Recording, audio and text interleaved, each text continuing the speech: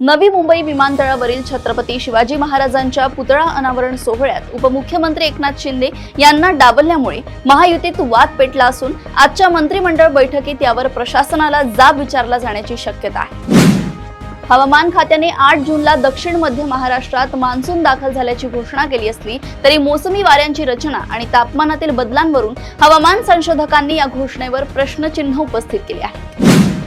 केंद्र सरकारच्या केवळ देशांतर्गत सौर घट वापरण्याच्या धोरणामुळे सौर पॅनलच्या किमती वाढल्या असून देशातील अनेक मोठे सौर प्रकल्प ठप्प झाले आहेत। पुणे जिल्ह्यातील केसनंद येथे एका शेतकऱ्याने जिल्हाधिकारी व इतर महसूल अधिकाऱ्यांच्या बनावट सह्यांचा वापर करून शेती जमीन बिगर शेती करण्याचा केलेला प्रयत्न सतर्क तलाठ्यामुळे उघडकीस आलाय।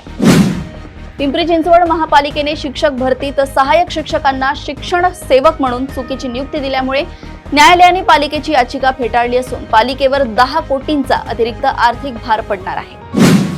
पुणे पंढरपूर राष्ट्रीय महामार्गावरील अपूर्ण कामांमुळे संतप्त झालेल्या पुरंदरवासियांनी बेलसर फाटा टोल नाक्यावर सर्वपक्षीय तीव्र आंदोलन करत टोलनाका बंद करण्याची किंवा स्थलांतरित करण्याची मागणी केली आहे।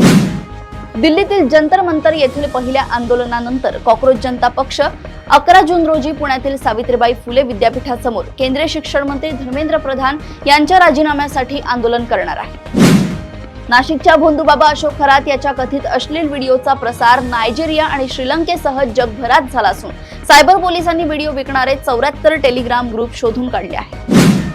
नीट यूजी परीक्षेतील गैरव्यवहार आणि पेपरफुटीच्या आरोपांनंतर 21 जून रोजी होणाऱ्या पुनर्परीक्षेसाठी केंद्र सरकार आणि एनटीएने बहुस्तरीय सायबर देखरेखीसह अभूतपूर्व सुरक्षा व्यवस्था उभारली आहे।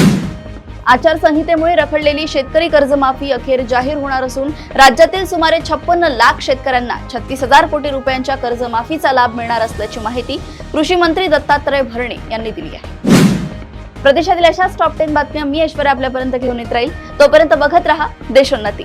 नमस्कार।